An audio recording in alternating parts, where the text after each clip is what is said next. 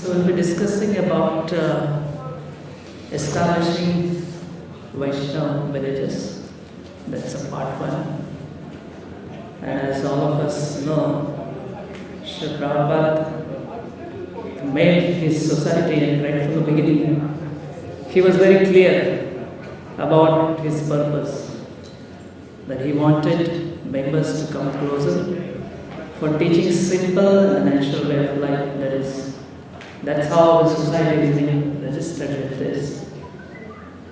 And as explained by Sanat Kumar Prabhu, I will basically talk about agriculture because that's my area and that's my main interest is. And when you talk about the villages, the agriculture is the most important thing. Because agriculture can keep families together. And there is a society where it's very easy to then have Vaishnava. At the same time, we are seeing this Amish community was mentioned by a previous speaker, that because they have economy based on land, they can stay independent of the rest of the world.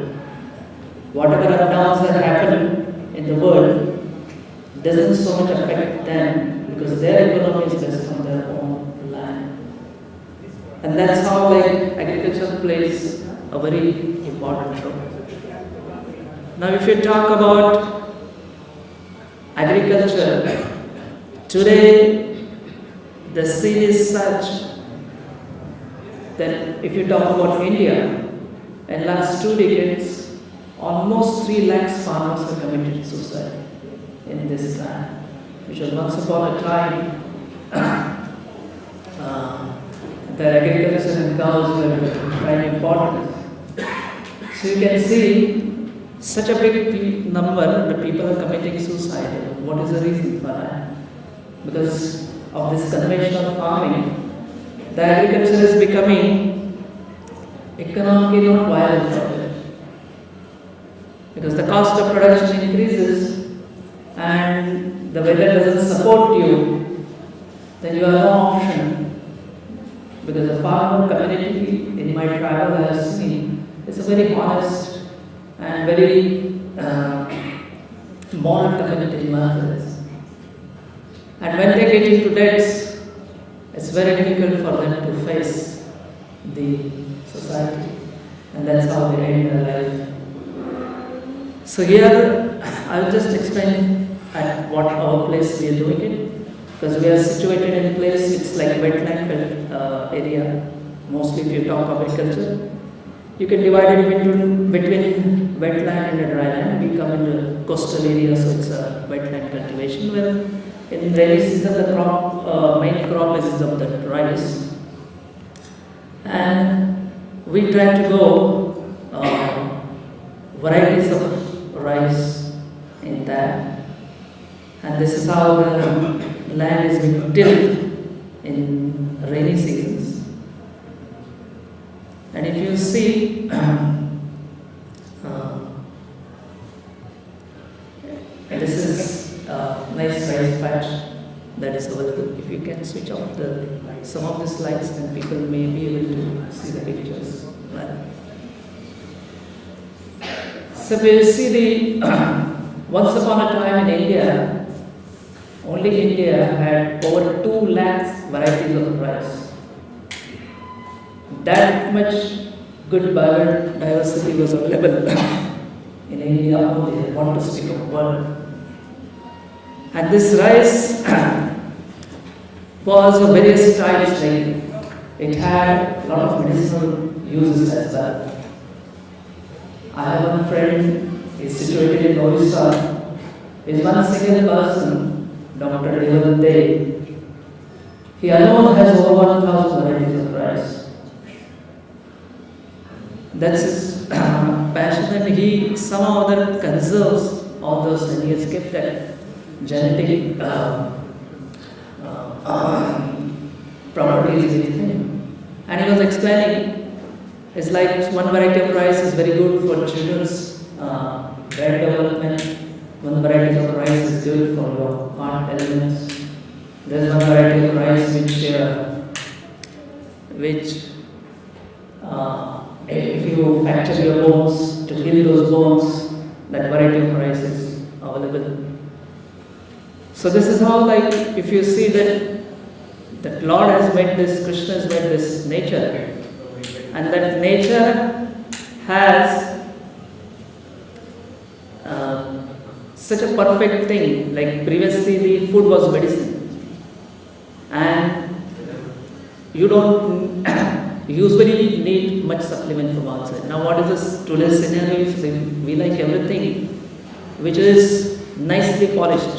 The appearance should be nice, and in that process we polish it and we take out the outer cover which has got the fiber content which is taken by companies, and when we have constipations they make from that fiber the tablets and sell it back to you. So this is what today the world is going after, the appearance of the things. Like in our village there is a puff rice and chip rice making unit, and he was explaining, he showed me two samples. One sample was little bit blackish color, wasn't so good in appearance. Another was whitish, and he said that the whitish is sprayed with white chemical powder so that appearance becomes good, and that's most of the people buy that. And he said this is the original variety which will test better, no chemicals, but nobody buys that. So now we have to understand, like, that Krishna made the perfect natural arrangement in which we could easily stay. The nature has its own way to regenerate. So I was just talking about this much varieties that was in rice, with so many varieties of millets and so much biodiversity was available. And slowly, because of this hybrid things, within last 4 decades, we have lost most of these varieties. And if we can somehow or other on our ISKCON farm conserve some of this, which has got good aromatic as well as the medicinal values of different grains, different cereals, pulses. At our farm we have a chini, and then Govindbhog, Kolpi, and Mahadi, Rajgura. All this rice has got a very good medicinal values, and that naturally that can fetch a good price. As I was explaining, that today somehow then we have to show that agriculture is economically viable. You can live off the land, and if you can prove that, if you can demonstrate that, then people will start staying in the villages. So this is our some humble efforts that we are trying to conserve few of these varieties of rice which are fast getting extinct from this planet. Next is like we have mainly our agriculture department concentrates in rainy season on the rice, and thereafter the different kinds of vegetables, because our temple in Bombay has a huge demand for these two items, and which naturally grows in that agroplanting zone. So then we go for producing varieties of vegetables, about 70 different kinds of vegetables that we can grow. And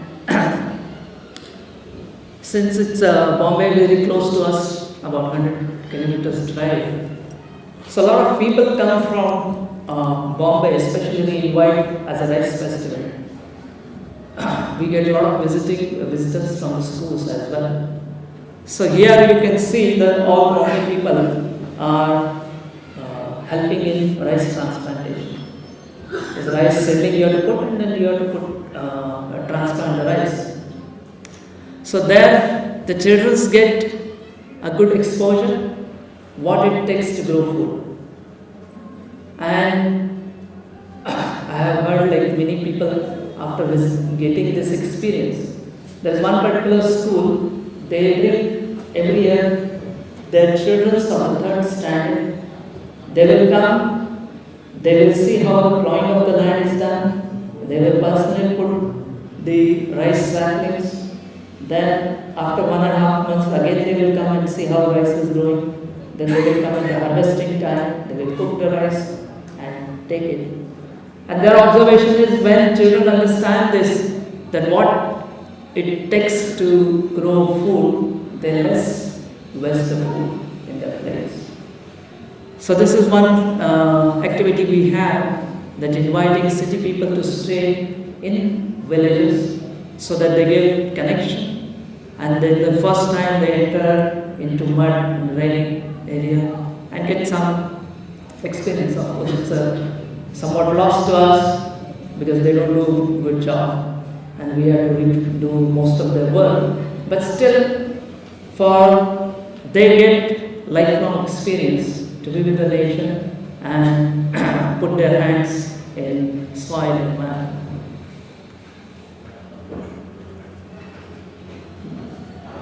Next is like we have whatever experiments, little bit experiments we did. We started in 2003 there, and we had this on vegetables. We do the permanent raised bed systems and micro sprinklers, which Central Government of India, they published the Agricultural Innovations book, where they list about top 10 agriculture innovators in India. So our ISKCON farm was listed in that also.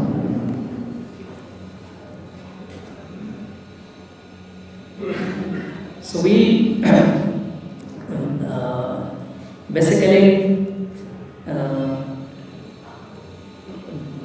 right from the beginning, like we are doing organic farming, and never ever we put any chemical at all in our land or any spread any pesticides, nothing of that. So after gaining some experience in organic farming, then we thought that let us share with nearby farmers. So this picture explains like right at this corner that we have meeting with the farmers first, and then we explain like we will help you and we'll give you all the support if you can stay on the land. Usually the place where we are situated, it's a tribal area, and most of the people, they migrate from the rainy season to the cities. Actually, we have a lot of rain, good soil, the river is perennially flowing in that area, and the market like Bombay is close by. But still, the farmers are very poor. Some of the farmers have an income less than 10,000 a year. So you can imagine how much the poverty is there, in spite of having so many good natural resources in that area. So we knew that if you want to retain people in this village, you have to make agriculture economically viable. Then only they will stay in the village. Otherwise, most of the pattern there is that in rainy season they will work, and immediately after rainy season then they go and work in some construction site or some bricks making unit, and they migrate from that. So they go away from that region. So we told them like we will give you all support. So first we have a discussion with them. Then those who agree to come in part of our program, then we visit to their field. We gave them nice layout, how you can design your farm so that you can have optimum use of your land. And then some things we provide if they are below poverty line, and if they are above poverty line, then we just give them a knowledge. So from their side, they are supposed to make this fields and all those things. So what we tell them is like if you plant few mango trees and few cashew trees, and in between, if you do intercropping. So intercropping is done either vegetables or floriculture. And those farmers who listen to our advice and stay on the land, In the first year itself, they were able to earn more than what otherwise they would have earned working as a construction laborers. So that proves like the agriculture, if it is done in a proper way, can fetch you good income. And now slowly number is increasing. So this is how like you can see in between that in vegetable plantations. We go and visit there regularly, each and every stage. We help them out in growing the food. And then at the same time, now you have to teach them all organic techniques. Previously what was easily available for them, but now the tendency of the people have become such, like they want everything, even farmers. All the fertilizers, all the pesticides should be available to them without their themselves making. Previously, they used to make their own manure, composting and all other things. They used to make their own herbal biopesticides. Now first, like for last 7-8 years, we were teaching them all these techniques. Now we make Dash Pani, now we make Amrit Pani and all other things that vermi wash and all those things you see in this picture, we were teaching them. And then we are making the natural growth promoters as well. But unfortunately, the tendency of the farmers has become, they said that you produce and we will buy it. So instead of them making their own growth promoters or various kinds of biopesticides, so then what we did is we then started, instead of teaching everybody, we are teaching now to some self-help groups. So self-help groups produce this and then give it to the farmers who are willing to buy. So like this, whatever knowledge we have, we started sharing with others, and it is, you can see like the mango trees and cashew trees are growing well, and these are like intercroppings that we can see. So some of the farmers who were earning 10,000 a year, now many of them have reached up to 70,000 to 80,000 a year. With this, we helping them out in agriculture. And then we have various programs for them, how to work on agriculture and others. And at the same time, you have to help them out where they can sell their produce. So IIT Bombay has opened a farmers market. So we take farmers in our region, they go to Bombay IIT and sell their vegetables. And there is a demand in that place. In rainy season you get a lot of wild vegetables which can be usually grown in your fields, but it naturally comes in the forest. And all of them has got a different nutrition values. And we see this Adivasis, they such a low income, but hardly they fall sick because they eat so much of this natural vegetables and other things. And not only this, farmers were like, otherwise those vegetables would fetch him say 5 or 6 rupees can be sold in the market. They were able to sell that vegetables at 60 to 70 rupees. At the same time, they gave the recipe also. How to make this different wild varieties of vegetables. At the same time, they told the benefits also. That when we have joint pains or when we are sick and are to recuperate from a long sickness, this particular rice is very useful, or this particular vegetable helps us a lot. So that was a nice sharing of knowledge from illiterate tribal to the IIT of Bombay. And these are all our participants. So about 200 farmers are associated with us in this program. This is a floriculture, jasmine, which has got a very good market in Bombay, and just by this intercropping, they are able to earn a lot more than what they would have earned as a construction labor. Usually people think how much agriculture can give, but in my course of visiting different organic farms, I have seen that many people living, one of my friends has got 3 acres of land and he lives off the land, he is very educated, but deliberately went into agriculture.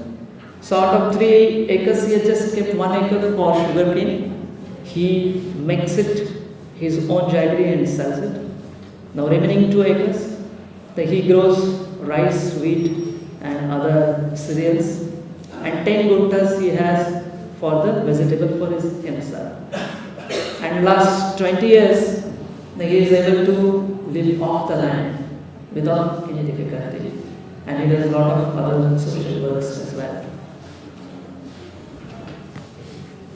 Next, then these are like vegetables and other things. And then we have yearly farmers meet where we call experts and then give them information about different experiments that are happening in different places. And after that, because ultimately we are not simply interested to increase their economical condition. We have to give them Krishna consciousness as well. So right now we have almost like 25 villages, more than 25 villages around. We cover almost 40 to 50 kilometers range around our farm and go to, that's our bus that we have, and then brahmacharis go to different programs. So one of the programs that we have, like we call that as Hare Krishna Mahotsav. That program is like once a year when the whole village comes together. Then they will clean all the roads. Then they will put nice rangolis in front of their houses. And then small pandal is put up. We provide the stage and sound system. But they help in making nice small pandal. And then we go to that village in Harinam procession. Sometimes we have a small Jagannath cart, or sometimes we take Gomata in Palanquin. And then have a Harinam all throughout the villages. And then the villages, they themselves help in cooking. The main cook is from who is a devotee, but all helpers are from that village. Then the village collects for that cooking. And after that, and there is a nice drama put up by the villagers itself. Then we have some Bhagavatam discourses, the Harinam and Prasad distribution. And then one of the observations that the villagers, elderly people had, that how come first is you are able to unite the whole village and you are able to attract the youngsters. Because the problem that they face is now India is so divided politically that previously Bhagavad Saptam is the whole village would come. But unfortunately that situation has not remained. Now let's see who is the organizer of Bhagavatam. If organizer is from a particular party, then other political party people won't join. And the village doesn't come together. But we are, Hare Krishnas are somehow able to unite whole village to come together and put up a collective program, which is somehow unfortunately is becoming a little difficult in today's Kali scenario. And once we have such a big program, then immediately we have a Bhagavad Gita course for them, that who is interested in that area. And after that, then slowly we have a systematic training for that. So our strategy is 60% we spend for the attracting new people, and 40% energy to already those who have come. There should be a systematic training for them about Bhakti Shastri and other things. And some of them are initiated, some of them have become Brahman initiated also. And few families have come to work with us in our eco-village. And that's how one thing is like, we have a nice ISKCON project, but ultimately we'll have some limitations because how much area we can have, and it becomes another logistic, other issues to manage a big properties. So you have a nice training model, nice facilities where villages can come and get training, and at the same time you go out and share whatever knowledge that we have with others. So this is in a nutshell what we are trying in our area. Now I think 3 minutes are left. So it's very interesting what he's saying, because we discussed it before about a model, and here he's showing a model in action. So then it's very interesting. But one question I had about that was, do you transport the farmers to the market, or do they go by themselves? How does it work? So initially, you have to help them, like, because the thing is, like you are transporting things, then between octroi people will come.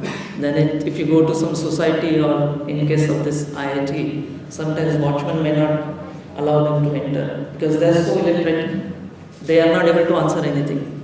So you have to help them initially in everything.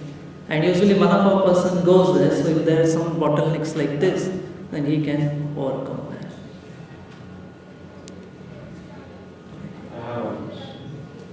One question in the morning was grahasthas, arrangement for grahasthas in the farm.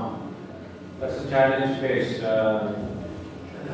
these farms about the ownership of the land requirement for grahasthas to be independently functioning.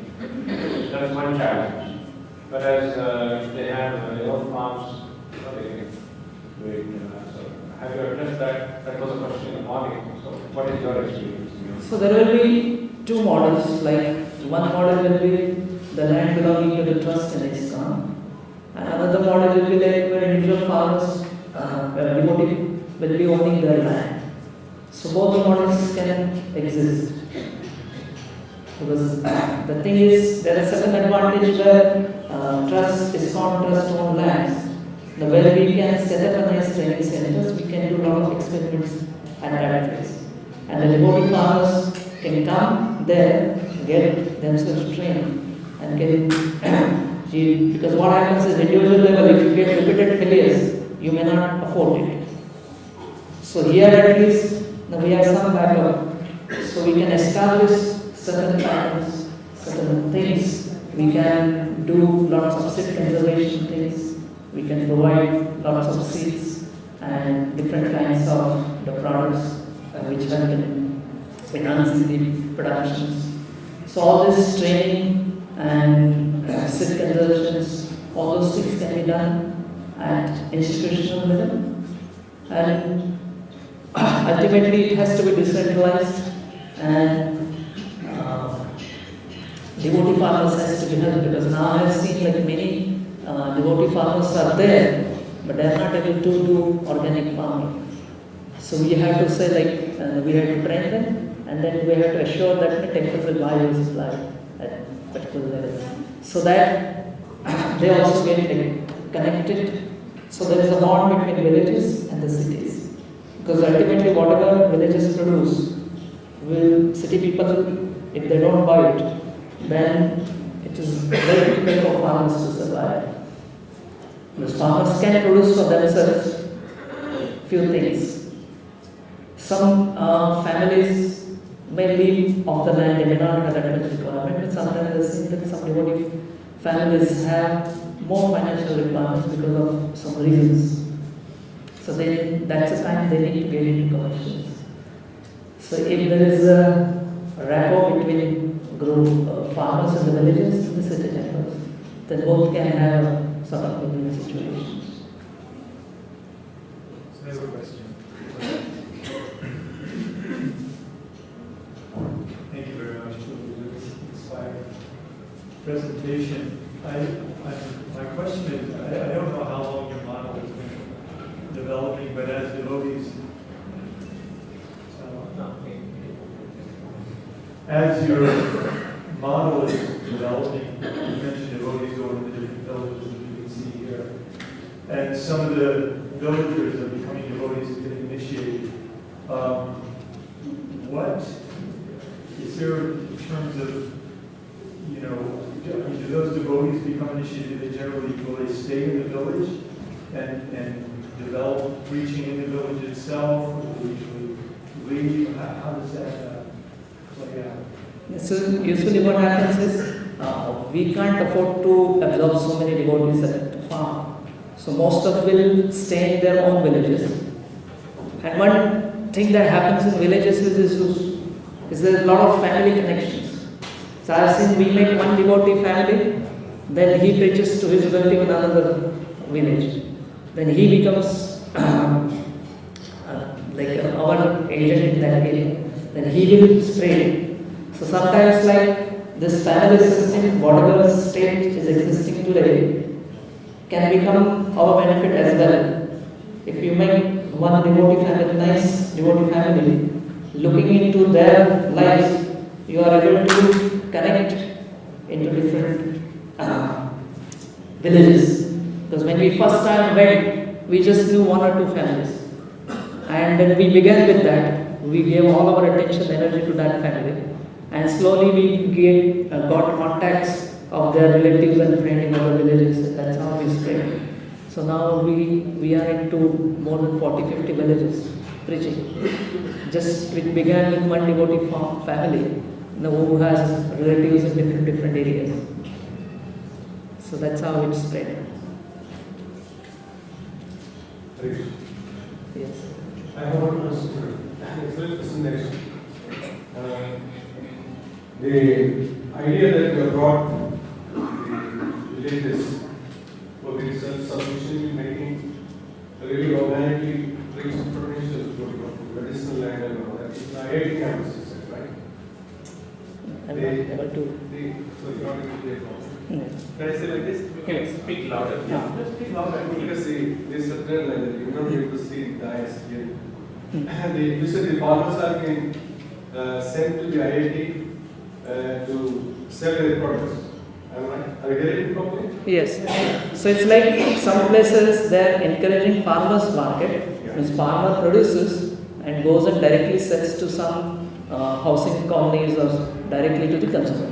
Yeah, but especially if you want to impress this present the society in India, one of the IIMs or IITs are the best places for them to impress that sort of very village system of self-sustaining with their own food, which is really rich medicine and all that. Whatever idea that we are going to have with the varied content, we want to present these colleges or campuses and ask them to take up that cost and make it one of their academic ventures or whatever it is, and then attract governmental attention and funds.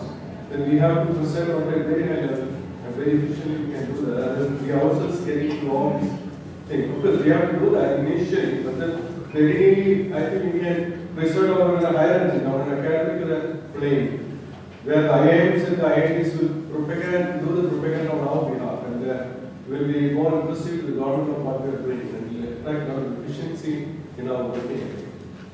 Yes.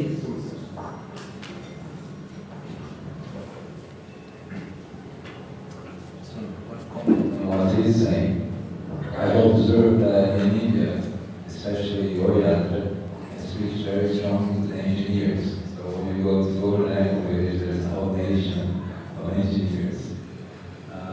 But we could start teaching agriculture courses, so that was an intuition I had. And then we had people who were trained already, and they could be very valuable to the mission too, rather than a whole new team to reach them. It's a suggestion.